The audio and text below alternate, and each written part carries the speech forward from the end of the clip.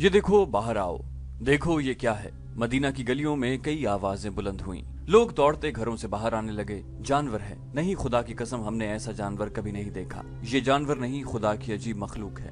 عورتیں اور بچے بھی باہر نکل آئے، سب کے چہروں پر حیرت تھی۔ بچے ڈر کر پیچھے ہٹ گئے۔ جنہوں نے خدا کی اس عجیب مخلوق کو پکڑ رکھا تھا وہ ہنس رہے تھے، اور وہ آدمی بھی ہنس رہا تھا جو اس عجیب مخلوق کی گردن پر بیٹھا تھا۔ یہ کیا ہے؟ لوگ پوچھ رہے تھے۔ اسے کیا کہتے ہیں؟ اسے ہاتھی کہتے ہیں۔ ہاتھی کے ساتھ چلنے والے ایک آدمی نے بلند آواز سے کہا، یہ جنگی جانور ہے، یہ ہم نے فارس والوں سے چھینا ہے۔ جنگ سلاسل میں جب ایرانی زرتشت بھاگے تھے تو یہ ہاتھی مسلمانوں کے ہاتھ آیا تھا۔ تقریباً تمام مورخین نے یہ واقعہ لکھا ہے کہ خالد رضی اللہ عنہ نے مال غنیمت کا جو 5واں حصہ خلیفۃ المسلمین ابو بکر رضی اللہ عنہ کو بھیجا تھا، اس میں ایک ہاتھی بھی تھا۔ مدینہ والوں نے ہاتھی کبھی نہیں دیکھا تھا۔ اس ہاتھی کو مدینہ شہر میں گھمایا پھرایا گیا، لوگ حیران ہو گئے اور بعض ڈر بھی گئے۔ وہ اسے جانور نہیں، خدا کی عجیب مخلوق کہتے تھے۔ ہاتھی کے ساتھ اس کا ایرانی محاوت بھی تھا۔ اس ہاتھی کو چند دن مدینہ میں رکھا گیا، کھانے کے سوا اس کا اور کوئی کام نہ تھا۔ مدینہ والے اس سے کام لینا جانتے بھی نہ تھے، اس کے علاوہ صرف ایک ہاتھی سے وہ کرتے بھی کیا۔ امیر المومنین نے اس کے محاوت کو ہاتھی سمیت رہا کر دیا۔ کسی بھی تاریخ میں یہ نہیں لکھا کہ یہ ہاتھی مدینہ سے کہاں چلا گیا تھا۔ دجلہ اور فرات آج بھی بہہ رہے ہیں، 1352 سال پہلے بھی بہہ رہے تھے، مگر اس روانی میں اور آج کی روانی میں بہت فرق ہے۔ 1400 سال پہلے دجلہ اور فرات کی لہروں میں اسلام کے اولین مجاہد کے جوشیلے اور پرعزم نعروں کا ولولہ تھا۔ ان دریاؤں کے پانیوں میں شہیدوں کا خون شامل تھا۔ شمع رسالت صلی اللہ علیہ وآلہ وسلم کے شہدائی اسلام کو دجلہ اور فرات کے کنارے کنارے دور آگے تک لے جا رہے تھے۔ زرتشت کی آگ کے شعلے لپک لپک کر مسلمانوں کا راستہ روکتے، مسلمان بڑھتے ہی چلے جا رہے تھے۔ ان کا بڑھنا سہل نہیں تھا۔ وہ فارسیوں کی شہنشاہی میں داخل ہو چکے تھے۔ ان کی نفری اور جسموں کی تازگی کم ہوتی جا رہی تھی اور دشمن کی جنگی قوت ہیبتناک تھی۔ کبھی یوں لگتا تھا جیسے آتش پرست فارسیوں کی جنگی طاقت مسلمانوں کے قلیل لشکر کو اپنے پیٹ میں کھینچ رہی ہے۔ اپریل 633 عیسوی کا تیسرا اور صفر 12 ہجری کا پہلا ہفتہ تھا۔ خالد رضی اللہ عنہ کاظمہ کے مقام پر آتش پرست ایرانیوں کو شکست دے کر آگے ایک مقام پر پہنچ گئے تھے۔ انہوں نے 2 ہی ہفتے پہلے ایرانیوں کو شکست دی تھی۔ یہ پہلا موقع تھا کہ مسلمانوں نے اتنی بڑی شہنشاہی سے ٹکر لی تھی جس کی جنگی قوت سے زمین کانپتی تھی۔ امیر المومنین ابو بکر رضی اللہ عنہ نے کہا تھا کہ ابھی ہم اتنی بڑی طاقت سے ٹکر لینے کے قابل نہیں ہیں، لیکن انہوں نے یہ بھی محسوس کر لیا تھا کہ ٹکر لینا ناگزیر ہو گیا ہے، ورنہ زرتشت مدینہ پر چڑھ دوڑیں گے۔ ان کے عزائم ایسے ہی تھے۔ وہ مسلمانوں سے نفرت کرنے والے لوگ تھے اور اپنی بادشاہی میں مسلمانوں پر بہت ظلم کرتے تھے۔ امیر المومنین رضی اللہ عنہ نے خالد رضی اللہ عنہ کو یمامہ سے بلا کر زرتشتوں کے خلاف بھیجا تھا۔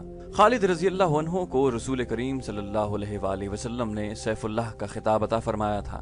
اب خلیفہ اول ابو بکر رضی اللہ عنہ نے بھی کہا تھا، اللہ کی تلوار کے بغیر ہم فارس کی بادشاہی سے ٹکر نہیں لے سکتے۔ خالد رضی اللہ عنہ نے یہ ثابت کر دیا تھا کہ وہ اللہ کی تلوار ہیں۔ فارس کی شہنشاہی کی گدی مدائن میں تھی۔ فارس کا شہنشاہ اردشیر مدائن میں شہنشاہوں کی طرح تخت پر بیٹھا تھا۔ اس کی گردن ان شہنشاہوں کی طرح اکڑی ہوئی تھی جو اپنے آپ کو ناقابل تسخیر سمجھتے تھے۔ اس کے تخت کے دائیں بائیں ایران کا حسن مچل رہا تھا۔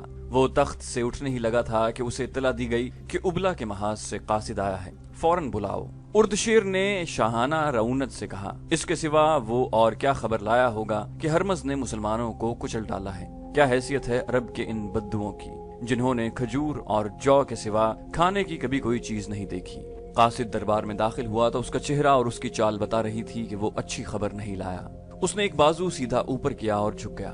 سیدھے ہو جاؤ، اردشیر نے فاتحانہ لہجے میں کہا، ہم اچھی خبر سننے کے لیے اتنا انتظار نہیں کر سکتے۔ کیا مسلمانوں کی عورتوں کو بھی پکڑا گیا ہے؟ بولو، تم خاموش کیوں ہو؟ زرتشت کی ہزار رحمت تخت فارس پر۔ قاصد نے دربار کے آداب کے عین مطابق کہا، شہنشاہ اردشیر کی شہنشاہی، خبر کیا لائے ہو؟ اردشیر نے گرج کر پوچھا۔ عالی مقام ہرمز نے کمک مانگی ہے۔ قاصد نے کہا، ہرمز نے؟ اردشیر چونک کر آگے کو جھکا اور اس نے حیران ہو کر پوچھا، کمک مانگی ہے؟ کیا وہ مسلمانوں کے خلاف لڑ رہا ہے؟ کیا وہ پسپا ہو رہا ہے؟ ہم نے سنا تھا کہ مسلمان لٹیروں کے ایک گروہ کی مانند ہیں۔ کیا ہو گیا ہے ہرمز کو؟ کیا اس نے سپاہ کو زنجیروں سے نہیں باندھا تھا؟ بولو۔ دربار پر سناٹا طاری ہو گیا، جیسے وہاں کوئی بھی نہ ہو اور در و دیوار چپ چاپ ہوں۔ شہنشاہ فارس کی شہنشاہی افق تک پہنچے۔ قاصد نے کہا، زنجیریں باندھی تھیں مگر مسلمانوں نے ایسی چالیں چلیں کہ یہی زنجیریں ہماری سپاہ کی پاؤں کی بیڑیاں بن گئیں۔ مدینہ والوں کی تعداد کتنی ہے؟ बहुत थोड़ी शहंशाह फारस। कासिद ने जवाब दिया, हमारे मुकाबले में उनकी तादाद कुछ भी नहीं थी, लेकिन दूर हो जाओ हमारी नजरों से। शहंशाह उर्दशीर गरजा और जरा सोच कर बोला, कारन को बुलाओ। कारन बिन करियानिस ईरानी फौज का बड़ा ही काबिल और दलेर सिपाह सालार था। वो भी हरमस की तरह लाख दिरहम का आदमी था और हरमस की टोपी की तरह टोपी पहनता था। इत्तला मिलते ही दौड़ा आया। कारन उर्दशीर ने कहा, क्या तुम इस खबर को सच मान सकते हो कि हरमस ने मुसलमानों के खिलाफ लड़ते हुए कुमक मांगी है? उर्दशीर ने दरबारियों पर निगाह डाली तो तमाम दरबारी उठ खड़े हुए। सब ताजीम को झुके और बाहर निकल गए। उर्दशीर कारन के साथ तन्हाई में बात करना चाहता था। क्या ये कासिद मुसलमानों का आदमी तो नहीं जो हमें धोखा देने आया है? मुसलमान इतनी जुर्रत नहीं कर सकते। कारन ने कहा, मैदान जंग में जरा सी गलती पांसा पलट दिया करती है। अगर हरमज ने कुमक मांगी है तो इसका मतलब यह है कि उसे कुमक की जरूरत है और उससे कोई गलती सरजद हो गई है। क्या मुसलमानों में इतनी हिम्मत है कि वो हमारी फौज को पसपा कर सकें? उर्दशीर ने कहा, उनमें हिम्मत ही नहीं बेपनाह जुर्रत भी है। कारन ने जवाब दिया, वो अपने अकीदे की जंग लड़ते हैं। उबला के इलाके में हमने मुसलमानों को इस कदर जलील करके रखा हुआ है कि वो कीड़े मकोड़ों की सी जिंदगी बसर करते हैं, लेकिन उन्होंने जमीन दोज हमले करके और शबखून मार मार कर उस इलाके की कई चौकियां साफ कर दी हैं। आज तक उन्होंने जितनी जंगें लड़ी हैं उनमें उन्होंने किसी एक में भी शिकस्त नहीं खाई। हर जंग में उनकी सिपाह खासी थोड़ी ही रही और उनके पास घोड़ों की भी कमी थी। वो लड़ने वाले ही ऐसे थे। शहंशाह उर्दशीर ने कहा, इनमें कोई भी हमारी फौज का मुकाबला नहीं कर सकता था, लेकिन मुसलमानों ने मुकाबला कर लिया। कारन ने जवाब दिया, और हमारा इतना जबरदस्त सालार हरमज कुमक मांगने पर मजबूर हो गया है। शहंशाह फारस, दुश्मन को इतना हकीर नहीं जानना चाहिए। हमें अपने गिरबान में दयानतदारी से झांकना होगा। फारस की शहंशाही का तूती बोलता था, लेकिन हमें इस हकीकत को नजरअंदाज नहीं करना चाहिए कि रूमी हम पर गालिब आ गए थे, और हमें ये हकीकत भी फरामोश नहीं करनी चाहिए कि हम रूमियों का सामना करने से हिचकिचाते हैं। इस नई सूरत हाल का जायजा दयानतदारी से लें शहंशाह फारस। हरमज ने अगर कुमक मांगी है तो इसका मतलब यह है कि मुसलमानों का लश्कर उस पर गालिब आ गया है। मैंने तुम्हें इसीलिए बुलाया है कि तुम ही हरमज की मदद को पहुंचो। उर्दशीर ने कहा, अगर हरमज घबरा गया है तो उसकी मदद के लिए अगर इससे बेहतर सालार न जाए तो उसी जैसे सालार को जाना चाहिए। तुम ऐसा लश्कर तैयार करो जिसे देखते ही मुसलमान सोच में पड़ जाएं कि लड़ें या मदीना को भाग जाएं। फौरन कारन, फौरन। कारन लंबे लंबे डग भरता चल पड़ा। ईरानियों का सालार कारन बिन करियानिस ताजा दम लश्कर लेकर उबला की तरफ रवाना हो गया। वो पूरी उम्मीद लेकर जा रहा था कि मुसलमानों को तबाह बर्बाद करके लौटेगा। वो अपने लश्कर को दजला के बाएं किनारे के साथ साथ ले जा रहा था। उसकी रफ्तार खासी तेज थी। उसने मजार के मकाम पर लश्कर को दरियाए दजला पार कराया और जुनूब में दरियाए मौक्कल तक पहुंच गया। जब वो दरियाए मौक्कल के पार गया तो उसे हरमज के लश्कर की टोलियां आती दिखाई दी। सिपाही बड़ी बुरी हालत में थे। तुम पर जरतुश्त की लानत हो। कारन ने पहली टोली को रोक कर और उनकी हालत देखकर कहा, क्या तुम मुसलमानों के डर से भाग कर आ रहे हो? सिपाह सालार हरमज मारा गया है। टोली में से एक सिपाही ने कहा, दोनों पहलुओं के सालार किबाज और अनुशजान भी भाग गए हैं, वो शायद पीछे आ रहे हैं। कारन बिन करियानिस हरमज की मौत की खबर सुनकर सुन होकर रह गया। उसने ये पूछने की जुर्रत भी न की कि हरमज किस तरह मारा गया है। कारन का सर झुक गया था। उसने जब सर उठाया तो देखा कि फारस के फौजियों की कतारें चली आ रही थीं। अपने ताजादम लश्कर को देखकर भागे हुए ये फौजी वहीं रुकने लगे। इतने में हरमज की फौज के दूसरे सालार किबाज और अनुशजान भी आ पहुंचे। उन्हें दूर से आता देखकर कारन ने अपने घोड़े की लगाम को झटका दिया। घोड़ा चल पड़ा। कारन ने अपने दोनों शिकस्त खुर्दा सालारों के सामने जा घोड़ा रोका।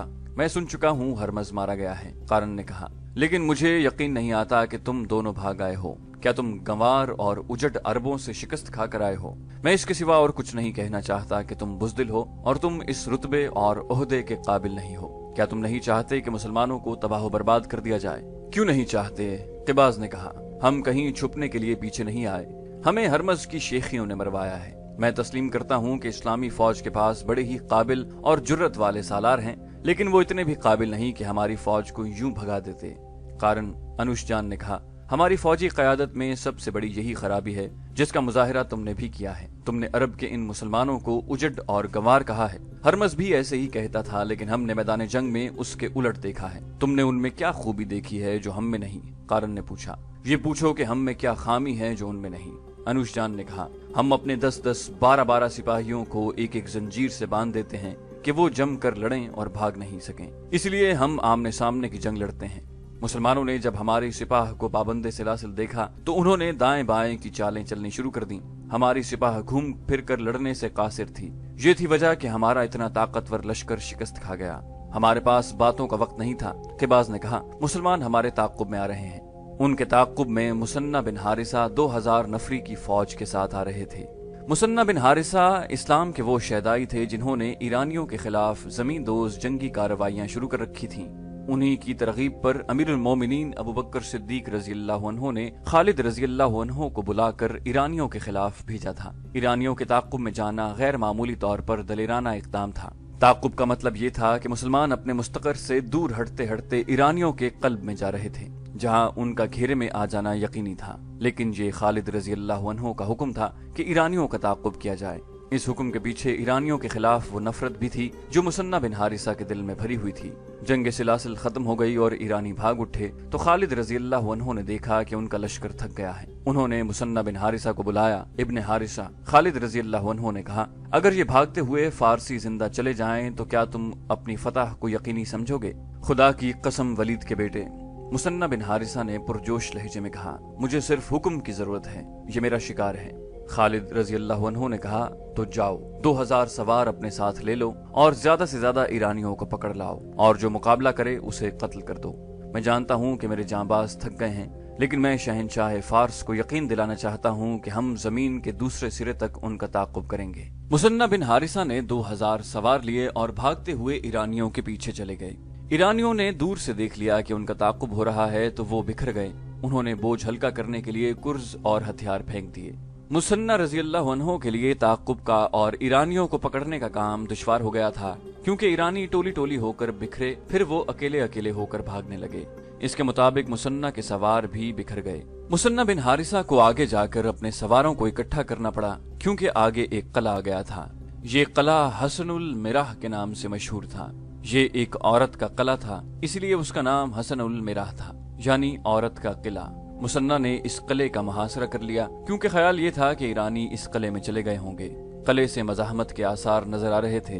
2 दिन मुहासरे में गुजर गए तो मुसन्ना को एहसास हुआ कि वो जिस काम के लिए आए थे वो तो रह गया है। मुसन्ना का एक भाई मुअन्ना उनके साथ था। मुसन्ना बिन हारिसा ने अपने भाई से कहा, मुअन्ना, क्या तुम नहीं देख रहे कि मैं ईरानियों के ताक़ुब में आया था और मुझे इस किले ने रोक लिया है? मुसन्ना भाई, मुअन्ना ने कहा, मैं सब कुछ देख रहा हूँ और मैं ये भी देख रहा हूँ कि तुम मुझ पर भरोसा नहीं करते। अगर ऐसा होता तो तुम मुझे कहते कि इस किले को तुम मुहासरे में रखो और मैं ईरानियों के पीछे जाता हूँ। मुसन्ना ने कहा, हाँ मुअन्ना, मैं तुम पर भरोसा नहीं करता। ये किला एक जवान औरत का है और तुम जवान आदमी हो। खुदा की कसम, मैंने किले सर करने वालों को एक औरत की तीखी नजरों और अदाओं से सर होते देखा है। मेरे बाप के बेटे, मुअन्ना ने कहा, मुझ पर भरोसा कर और आगे निकल जा। मुझे थोड़े से सवार दे जा, फिर देख कौन सर होता है, किला या मैं।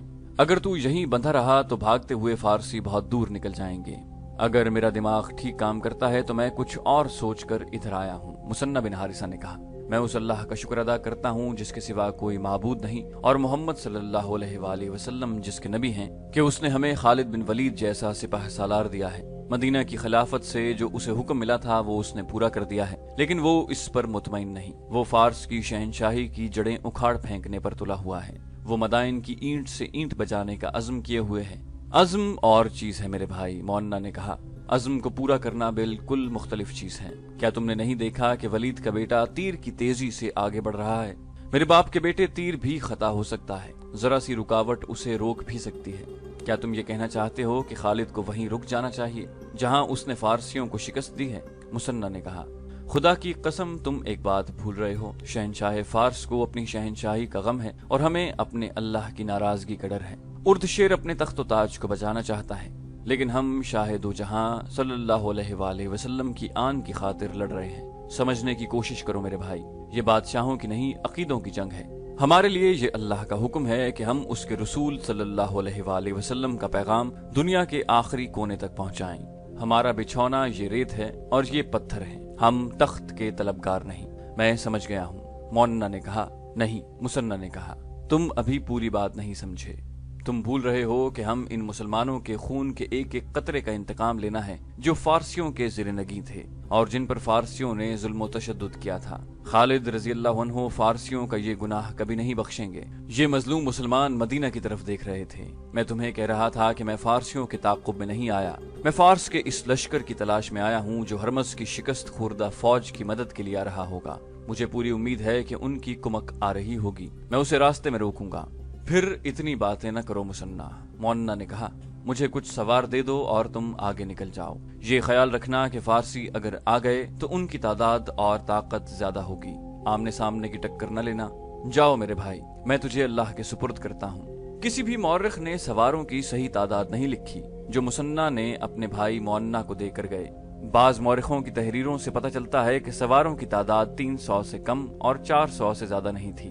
मोन्ना ने इतने से सवारों ही से किले का मुहासरा कर लिया और किले के दरवाजे के इतना करीब चला गया जहां वो तीरों की बड़ी आसान जद में था। दरवाजे के ऊपर जो बुर्ज था उसमें एक खूबसूरत औरत नमूदार हुई। तुम कौन हो और यहाँ क्या लेने आए हो?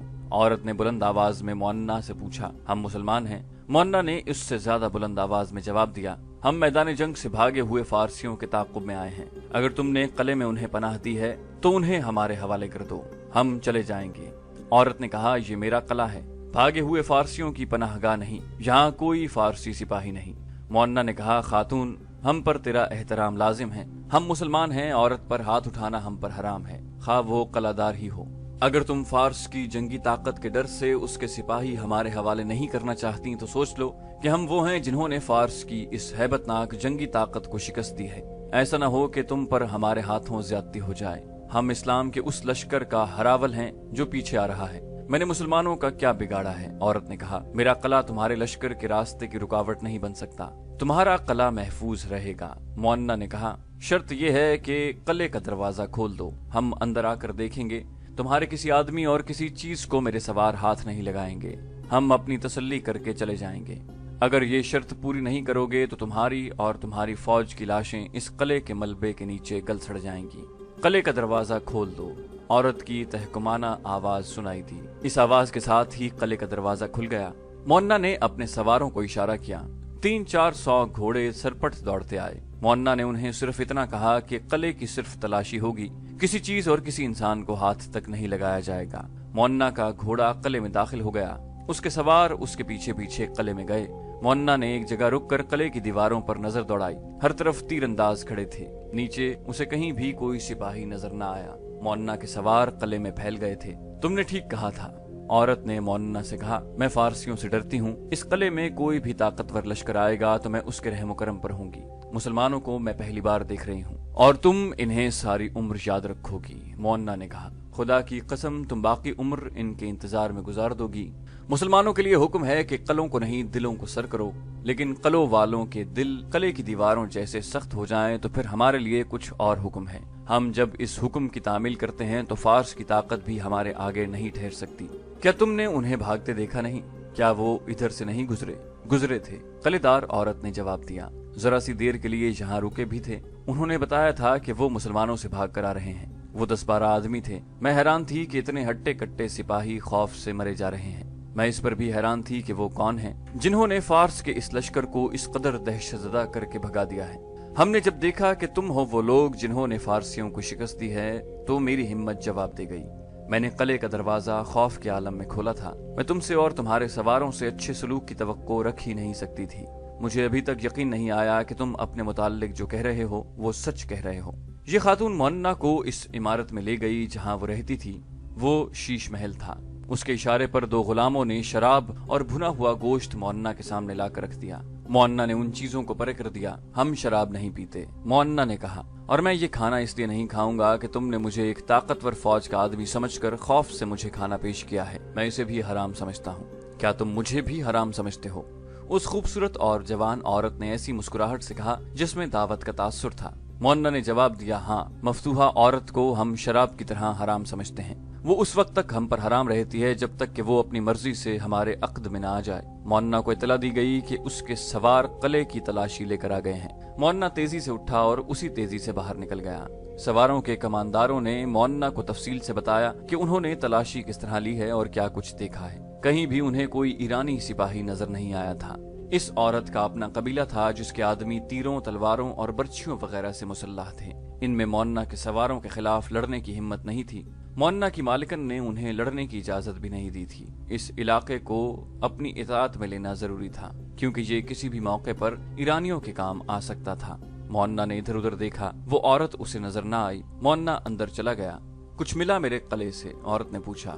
नहीं, मोन्ना ने जवाब दिया। मेरे लिए शक रफा करना जरूरी था, और अब ये पूछना जरूरी समझता हूँ कि मेरे किसी सवार ने तुम्हारे किसी आदमी या औरत को या मैंने तुम्हें कोई तकलीफ तो नहीं दी? औरत ने कहा नहीं, और सोचकर बोली, लेकिन तुम चले जाओ तो मुझे तकलीफ होगी। क्या तुम ईरानियों का खतरा महसूस कर रही हो? मोन्ना ने पूछा। या तुम्हारे दिल में मुसलमानों का डर है? दोनों में से किसी का भी नहीं, औरत ने जवाब दिया। मुझे तन्हाई का डर है। तुम चले जाओगे तो मुझे तन्हाई का एहसास होगा, जो तुम्हारे आने से पहले नहीं था। मोन्ना ने उसे सवालिया निगाहों से देखा। तुम अपने फर्ज में इतने उलझे हुए हो कि तुम्हें ये एहसास भी नहीं कि तुम एक जवान आदमी हो। औरत ने कहा। फातेह सबसे पहले मुझ जैसी औरत को अपना खिलौना बनाते हैं। मैंने तुम जैसा आदमी कभी नहीं देखा। अब देखा है तो दिल चाहता है कि देखती ही रहूं। क्या मैं तुम्हें अच्छी नहीं लगी? मोन्ना ने उसे गौर से देखा, सर से पांव तक देखा। उसे एक आवाज सुनाई दी। खुदा की कसम, मैंने कले सर करने वालों को एक औरत की तीखी नजरों और अदाओं से सर होते देखा है। क्या तुम होश में नहीं हो? औरत ने पूछा। मैं शायद जरूरत से ज्यादा होश में हूँ, मोन्ना ने कहा। तुम मुझे अच्छी लगी हो या नहीं, ये बात की बात है। इस वक्त मुझे तुम्हारा कला अच्छा लग रहा है। क्या मेरा ये तोहफा कबूल करोगे? औरत ने कहा। ताकत से कला सर करने की बजाय मुझसे ये कला मोहब्बत के तोहफे के तौर पर ले लो तो क्या ये अच्छा नहीं रहेगा? मोन्ना ने ज़ेरे लब कहा।